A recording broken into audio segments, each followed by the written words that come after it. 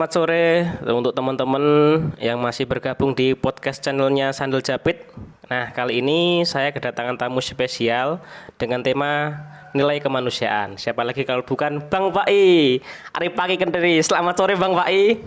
Selamat sore, spesial pakai telur atau pakai apa ini? Mungkin pakai bakso ya. Sosis saja deh, sosis. Oke. Baksonya 2, siap. Bang Pai, apa kabar Bang Pai? Ya, masih dalam lindungan Tuhan aja. Alhamdulillah, Bapak ini, wow, saya dulu kenal udah lama ya. Sekarang malah jarang ketemu ya karena kesibukannya. Ngomong-ngomong kesibukannya apa ini sekarang? Ya, kesibukan saya sebagai pesantren, Mas. Ya. Pengangguran santai tapi keren. Selain itu mungkin punya aktivitas yang selain pesantren lah. Ya, kalau aktivitas banyak, tidur juga aktivitas. Tidur juga sebuah produktivitas bagi orang yang memang butuh istirahat. Kan tidur juga jadi produktivitas. Jadi kegiatan itu banyak. Iya. Beda dengan kegiatan yang bersifat pendapatan. Nah, ini juga beda lagi. Kan nanti bisa arah ke profesi atau ke yang lain lah. Wah, ini nggak salah nih dengan tema nilai kemanusiaan ini mengundang Bang Pai. Ini ngomong-ngomong enaknya disapa Bang apa atau apa ini? Ya, senyamannya aja. Oke. Asal tidak mengganggu telinga pendengar. Oke, aku panggil Bang. Dulu enak Bang Pai itu lebih enak Bang Pai daripada Kak, daripada Kang, daripada Ripai San Dono. Itu malah ribet ya. Oke, Bang Pai. Bang Pai ini kan dari Sandal Jepit mau ini nih, mau minta sharingnya tentang nilai kemanusiaan. Nah, belakangan ini kan dulu tuh kemarin saya sama teman-teman itu pada tanya ke saya, wah ini kok tanya saya tentang nilai ya kan? Aku nih nggak bakalan tentang nilai. Jadi tanyanya kayak gini. Saya sudah berjuang. Jadi ada teman saya itu namanya A. Si A itu kan ngomong sama B. Jadi ada aku, si A sama si B. Si A mendengarkan si A sama B tuh ngobrol enak-enak, terus mereka berdua itu lagi malah lama-kelamaan malah debat sendiri gitu loh. Hanya mereka itu berbeda pendapat tentang cara untuk mencapai tujuan. Iya kan?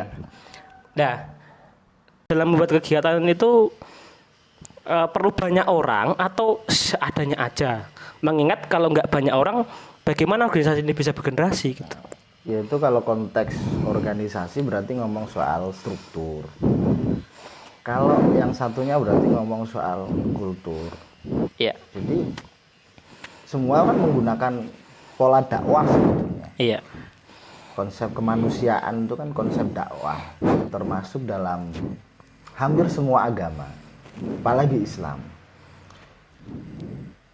Agama yang ngomong soal kemanusiaan. Iya. Itu kalau ngomong ini saya sandarkan dari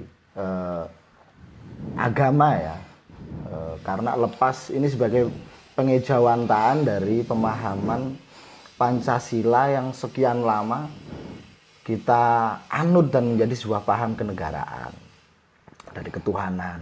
Ini kan sebuah nilai. Gitu.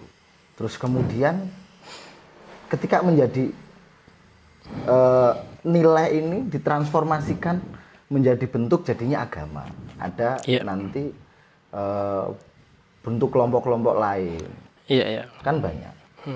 Apalagi di kita diajari ayat dari catatan Tuhan itu habis kata sholat pasti diikuti wa ita'iz zakah. Apa itu artinya?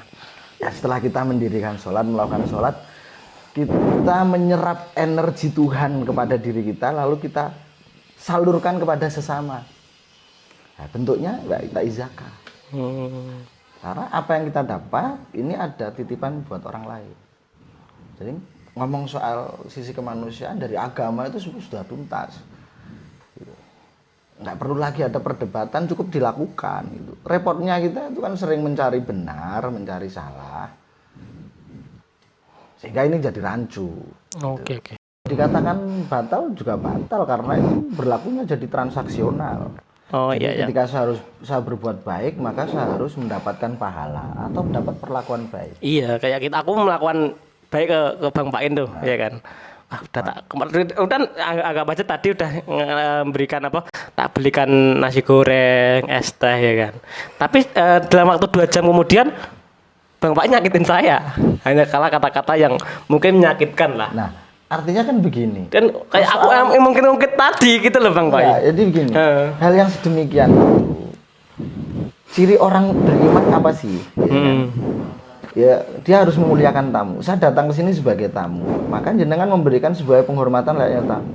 Adapun dialog yang dari dialog atau perbuatan yang kemudian dirasa menyakiti, itu kan hanya jenengan yang merasa Iya. disakiti aja. Kan begitu. Artinya tidak sebagaimana ekspektasi. Iya. Disitulah ketika sebaik-baiknya keinginan, ya pasti ada nafsu di dalam. Jadi ada niat baik itu ada diselipin Ya. nafsu.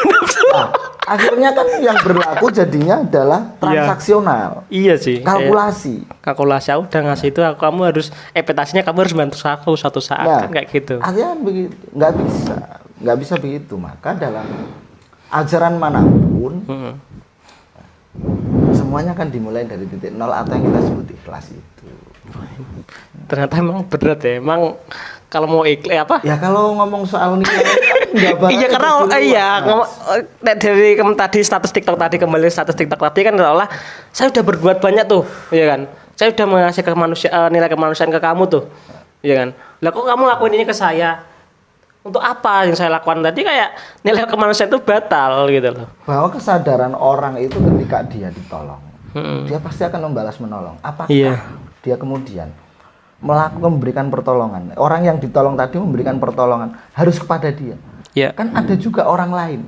Iya betul. Karena apa? Yang diambil adalah nilai pertolongan itu sendiri. Saya ditolong sama jenengan. Iya.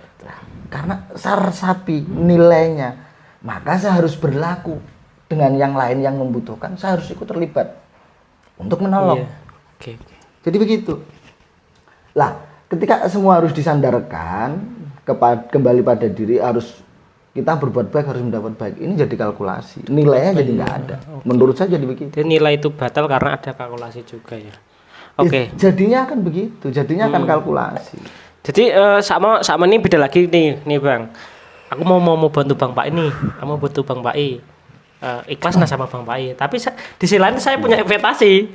Aku udah bantu Bang Pai, aku aku yakin suatu saat dibantu orang lain juga, tapi nggak dari Bang Pai. Ini satu pengharapan pada yang kuasa gitu loh.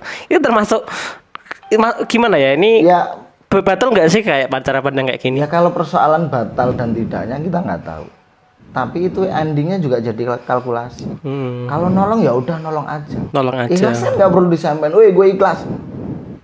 Tapi aku lihat Kan ada ceramah juga kayak gini loh maksudnya nek kamu pengen masalah kamu beres, kamu bantu orang lain.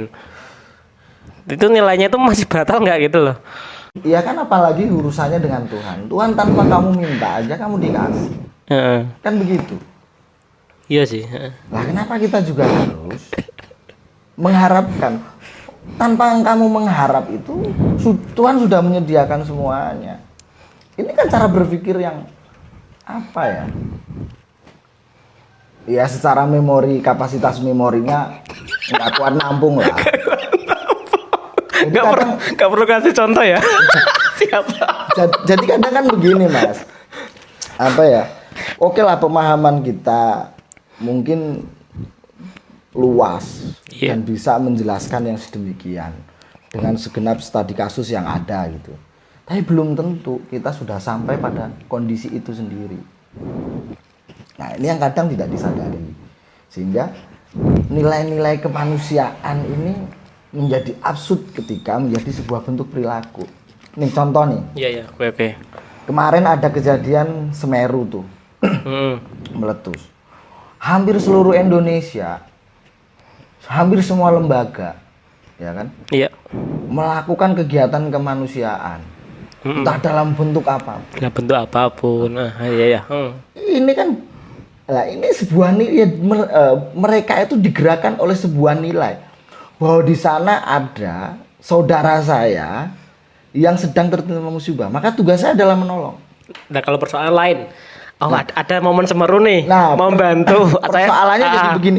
Persoalan jadi begini Oke. karena kita mengatasnamakan sebuah lembaga ataupun apa. Ini kan hanya untuk label, gitu kan? Untuk ngomong soal ini adalah ruang eksistensi dari lembaga atau instansi itu sendiri. Ini sudah beda konteksnya. Tapi bahwa dasar mereka melakukan hal itu adalah nilai-nilai kemanusiaan itu.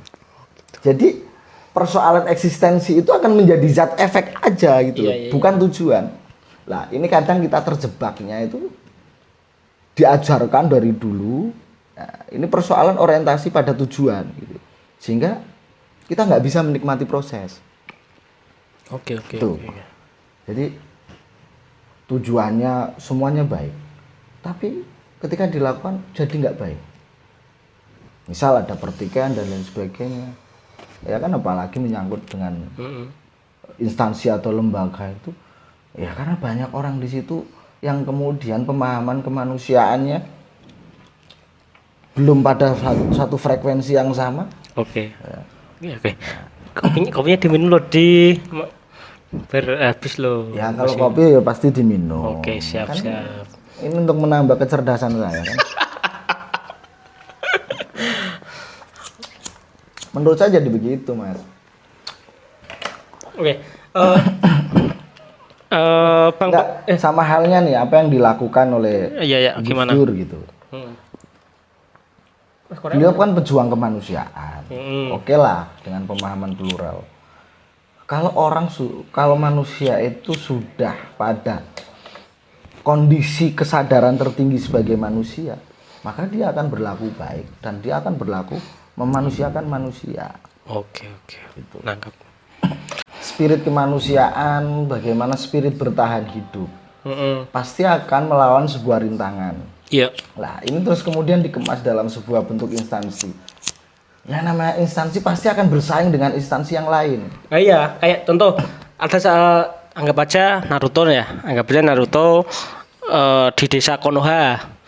Itu dikasih tugas pemimpinnya atau yang disebut oleh Hokage ya kan, itu ditugasi untuk melawan desa B. Sama desa B itu anggap aja desa B itu Kirigakure. Desa Kirigakure itu menugaskan ninjanya untuk melawan Konoha. Mereka berdua, salah satu desa, masing-masing desa ini sama-sama membela desanya di mana desa tersebut itu banyak warga penduduk yang harus dilindungi gitu loh. Jadi mereka saling berperang demi melindungi warganya masing-masing. Di sisi lain mereka kemanusiaannya ada. Tapi yang perlu tapi di sisi lain dia juga berperang gitu loh. Tapi yang perlu dicatat bahwa jika ada musuh lain di luar daripada bangsa manusia, mereka bersatu kan. Tapi kan di sisi lain juga perang saling bunuh-membunuh. Perang ini kan ngomong soal eksistensi kelembagaan aja. Iya, Konoha sampai Kirigakure gitu loh. Jadi walaupun tujuannya baik dengan cara yang baik, ini kan akan berpengaruh dengan situasi gitu loh. Layaknya begini deh, nggak perlu jauh-jauh tentang soal film Konoha dan lain sebagainya. Yang kita lakukan tiap hari aja. Jenengan tadi menyapa sahabat-sahabat pendengar ini dengan selamat sore gitu. Apakah kita pernah melihat mataharinya langsung? Padahal di dalam rumah ya kan. Artinya bahwa ada mendung kita kemelekatan suasana itu. Oke. Kan gitu. Tapi kan kita nggak pernah melihat mataharinya langsung. Oke. Karena ini loh, nilai itu layaknya matahari yang tidak pernah kita lihat secara langsung. Tapi nilai kemanusiaan ini bisa kita rasakan dari suasana yang meliputi. Oh iya. Nah, sehingga menjadi bentuk kejadian-kejadian atau tindakan-tindakan yang dilakukan oleh manusia itu sendiri. Nggak usah jauh-jauh dari film Konoha apa itu. Sampai kita selamat sore aja kita nggak tahu lihat matahari ya terlihat apa enggak ya kan. Masih dalam rumah di luar mendung. Iya kan. Padahal yang mengukur itu karena matahari di waktu Nah, artinya bahwa nilai kemanusiaan kan Oke. bukan sesuatu yang meliputi. Ini adalah efek daripada nilai itu sendiri ketika dilakukan, gitu loh. Oke. Jadi kalau ngomong soal nilai kemanusiaan ini adalah sesuatu yang bebas nilai. Oke. Ketika ini kita berlaku baik sesama manusia, maka nilai itu akan terwujud. Iya. Jadi kalau kemudian kita melakukan hal buruk kepada manusia, maka nilai ini juga akan jadi gugur. Nilai ini perlu pengakuan nggak sih? Yang saya bingungkan itu maksudnya aku pengen berbuat ini bukan balas, maksudnya nilai itu kayak gini, nilai itu nggak butuh pengakuan sama sekali. Nilai itu adalah pemahaman ilahiyah, pemahaman ketuhanan, pemahaman kita sebagai seorang hamba. Iya. Ya, ini hanya untuk diri kita. Lah, agar pemahaman ini ya bisa diejawantahkan, maka kita berbuat baik dengan manusia yang lain. Oke. Yang mengakui ya adalah orang lain gitu loh. Kalau kita yang mendeklarasikan diri ya kita berasumsi aja bahwa kita orang yang baik kan gitu. Iya, maksudnya nilai di selain asumsi kan. Oke, paham. Jadi kalau Nilai sama penilaian orang beda. ya beda gitu penilaian. Jadi kayak rumus gini deh. Iya, oke. Kita selalu menggunakan yang namanya tolok ukur itu pasti diambil dari satu sisi aja, Mas. Misal baik buruk, nilai ukurnya apa adalah kebaik. Ya. Sama misal dingin sama panas, nilai ukurnya di mana? Panas. Terang sama gelap, alat ukurnya apa? Terang itu sendiri. Oke. Kalau kita mau menggunakan alat ukur yang sepadan, ya yang namanya alat ukur itu ya hanya satu sisi. Bahkan nih dalam diri kita aja, kita belum bisa kok menerima diri kita secara utuh. Bahwa diri kita itu juga ada unsur jeleknya, ada unsur buruknya. Itu kita belum mau mengaku. Semua yang nampak itu harus baik. Oke. Jadi Iya, saya katakan bahwa orang yang hidup dalam kecerahan itu sendiri, ya dia juga akan jadi buta karena nggak bisa melihat. Silau kan. Iya sih. Sama orang yang hidup dalam kegelapan dia juga nggak bisa melihat. Kan juga sama-sama nggak bisa melihat. Oke. Nah, maka semua itu kita akomodir dan kita menjalani hidup layaknya manusia gitu. Semua ajaran manapun yang mengajari pada sebuah kebaikan. Benar salah itu adalah ruang hukum, di mana hukum ini bagian daripada pengetahuan. Iya. Itu kalau menurut saya. Kompleks sekali ya. Ya memang nggak mudah kita melihat fenomena atau segala kejadian itu secara terus utuh begitu, sulit. nggak bisa. Apalagi yang kita lihat dari kejadian. Contoh aja, misalnya jenengan curhat dengan saya, maunya curhat, gitu kan? Yang jenengan inginkan itu bukan sebuah solusi atau iya, pengennya didengar gitu loh. pengennya cukup didengar dan kemudian aku diafirmasi gitu kan. Iya, diafirmasi. Iya, Diafirmasi, kan betul oh, gitu. Ya, Saya sering kemarin ada teman curhat kayak gini gitu. Tapi- Dikasih solusi, Nah. gimana? Aku bantu nggak usah, Kak. Duh, dia tuh ternyata butuh teman curhat. Ada Ya, perlu pendengar gitu loh. Ya, perlu kok diafirmasi bahwa kamu tuh perlu dukungan, itu aja sih. Nggak perlu solusi gitu loh. Artinya itu kan menunjukkan kita belum siap menjadi manusia utuh gitu loh. Secara mental aja kita sudah lemah gitu. Iya sih. Butuh bantuan dari sesuatu yang di luar dari diri kita. Butuh Iya. dorongan, butuh dukungan, ya kan? Iya. Ini menunjukkan mental kita lemah. Lah ini nggak baik bagi pemuda layaknya kita itu. Gagal ya udah diterima gagalnya gitu. Oke. Sehingga kalau kita sudah mau merelakan takdir, menerima takdir, itulah istilahnya wong Jawa kae nerima ing pandum, lek ajaran agama ya ikhlas kaya ngono kan. Tapi Artinya kita siap lagi menjalani kehidupan berikutnya gitu loh. Atau episode kehidupan berikutnya. Oke, di ini mungkin agak tanya lain ya, mungkin mengingat tadi curhat ya. Pertanyaan perlu nggak kita itu curhat masalah ke orang lain Padahal orang lain itu belum tentu cuma kita tahu bahwa kita minta curhat ke orang lain itu hanya untuk afirmasi dan mendengar, dan orang tuh kita juga tahu tuh orang tuh nggak bisa bantu gitu. Kalau Tapi kenapa dia tuh kayak seolah-olah pengen cerita aja, pengen cerita B, padahal itu kan kayak apa ya? itu Apa kan- nggak ada solusinya sama sekali? itu kan kayak Nah. begini sih. Kayak ngatiplong, tapi ngatiplong loh dia kata orang-orang. Iya, Bisa. bahwa daripada ini gini deh. Iya iya, oke. Kita pendam tuh menyakiti diri sendiri. Oke. Dosa nggak menyakiti diri sendiri? Dosa deh. Menyakiti orang lain dosa nggak? Iya. Ya kalau saya sesekali harus nyakitin orang lain aja biar lebih mudah kan cara penyelesaiannya. Saya tinggal harus minta maaf sama orangnya, gitu Ya. kan? Ini gimana kok hanya menyakiti orang lain?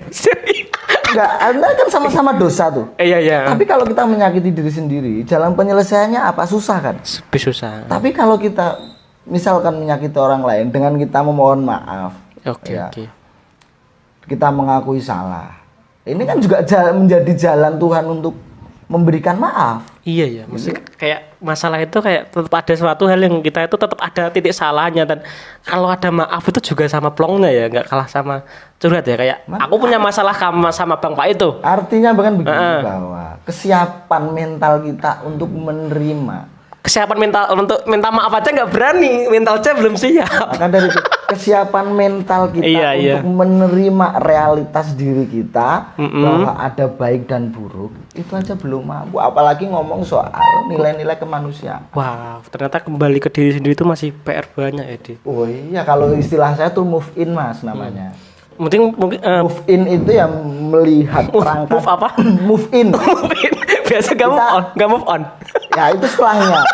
Gitu kan. Oke. Jadi move in, Oke. kita melihat diri kita kalau ajaran leluhur itu istilahnya tata sarira. Kita Apa melihat dimensi partikel yang ada pada diri kita. Oke. Itu pertama. Terus kemudian kita move on, kita lakukan gerakan keluar ya dengan berbagi. Keren. Nah, kalau ini dipahami bersama, nanti akan jadi movement. Gitu. Ya kalau move in-nya nggak ada, kemudian kita move on, nilai apa yang mau kita bawa? Oh iya. Oke, nangkep. Di mungkin Bang Pai kok panggil dia, kebiasaan manggil di sih. Bang Pai ini punya suatu bentuk komunitas atau suatu forum apa yang mungkin pemirsa di rumah bisa ikut di kajian-kajian tentang pengembangan diri terkait untuk mengembangkan diri tentang prinsip hidup kemanusiaan yang bisa kita gali gitu loh. Ya kalau komunitas ya ada. Oke. Ya komunitas Guntul Ngantuk itu teman-teman anak-anak muda yang gemar dengan pertosan ajian. Oke. Ya pusaka-pusaka leluhur kayak gitu kan ada komunitas itu juga.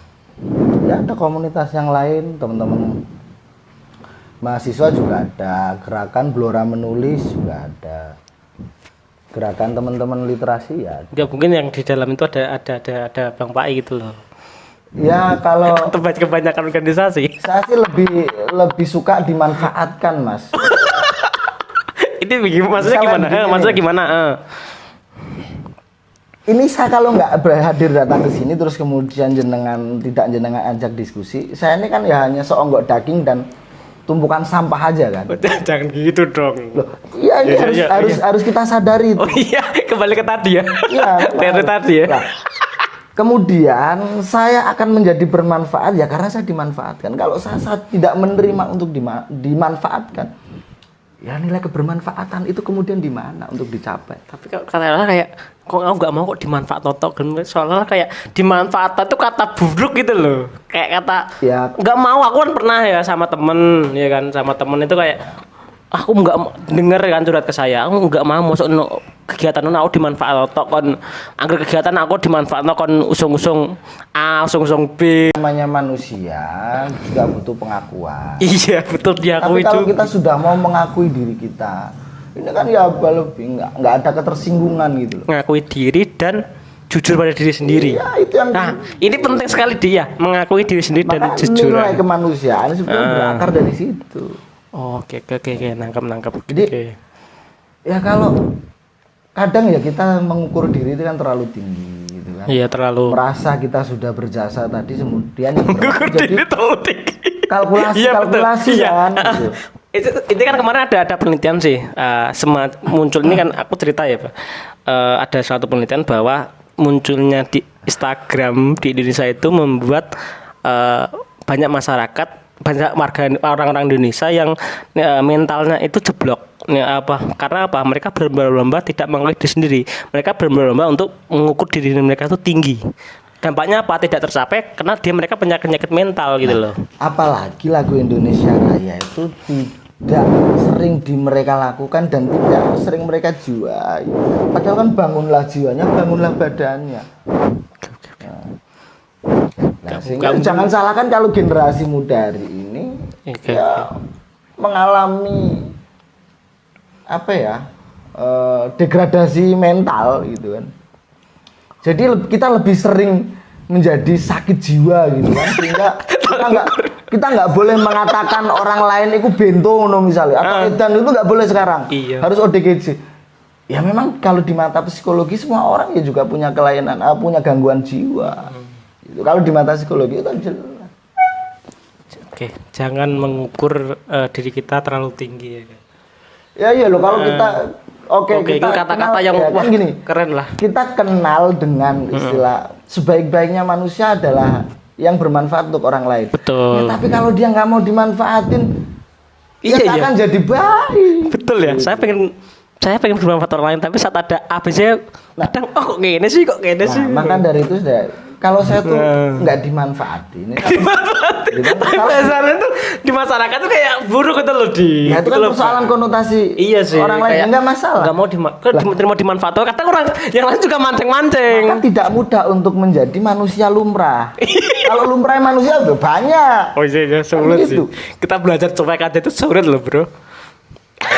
Cuek sebetulnya tuh nggak perlu dipelajarin, tinggal dilakukan aja. Iya, maksudnya sulit. Cuek itu juga menjadi salah satu metode dalam rangka kita problem solving dengan istilah kita menghindar.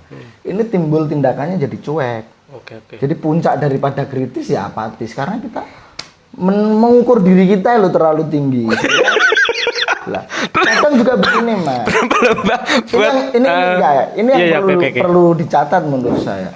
Dengan kita bersikukuh dengan kebaikan sehingga kita tidak mau terlibat, tidak mau berpartisipasi. Oh iya. Ya sama dengan kita itu yang mempercepat proses kerusakan. Oh iya. Yang namanya baik menjadi orang baik itu kan, ya seperti tadi bermanfaat untuk orang lain. Tapi kenapa kita lebih memilih diam? Untuk tidak ikut serta di dalamnya agar kita tidak mendapatkan efek dalam sebuah tindakan kan pada efek baik dan buruk. Oke. Apalagi kita melihatnya masih berbasis like and dislike. Maka kebaikan sendiri itu juga jadi berbahaya gitu loh. Kita perlu jempol ya kan untuk lakukan gitu. Oke. Waktunya sudah, mungkin kita lain kali bisa sambung lagi ya dia. Ya.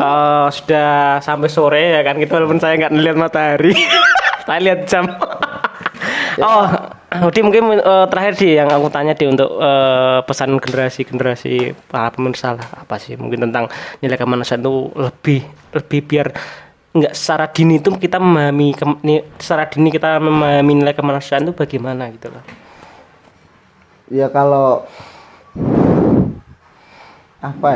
menurut saya itu begini, generasi muda kita itu sedang mengalami degradasi mental sebagaimana kita mengalami krisis multidimensi, dan yang paling berbahaya adalah mental kita dengan arus globalisasi, digitalisasi yang begitu cepat.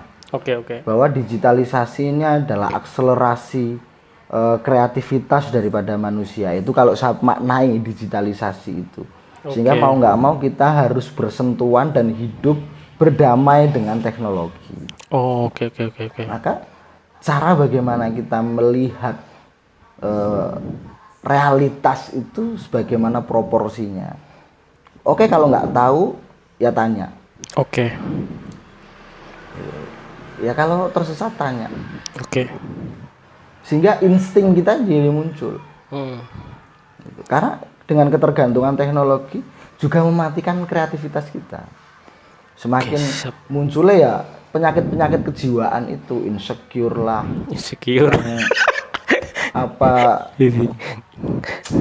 Banyak lah. introvert lah yang kayak gitu. Ya, betul-betul sekali ya. Jadi kadang begini, kita menggunakan ukuran viral itu adalah kebaikan, viral itu adalah kebenaran. Oke. Nah, ini di era digitalisasi ini yang perlu dipilah gitu kan, bukan hanya sekedar dipilih gitu loh, tapi dipilah dulu. Oke. Terima kasih dia. Mungkin itu saja yang bisa. Sebetulnya yang terima kasih saya Mas karena sudah dimanfaatkan. Oke, terima kasih. Sama-sama saya juga terima kasih Bang Pai. Teman-teman pemirsa yang ada di rumah, terima kasih yang sudah selalu ngikuti channel Jepit. Mungkin kita bisa berjumpa lagi di channel berikutnya yang dengan tema yang lebih asik lagi, pemateri yang lebih asik lagi. Jangan lupa di like, berarti share, yang asik subscribe. nih. Ini asik, misal asik juga yang lain gitu loh. Oke, selamat sore. Sampai berjumpa Oke. di lain waktu. Sukses Terima kasih. dan terima kasih. Oke, terima kasih. Bye bye.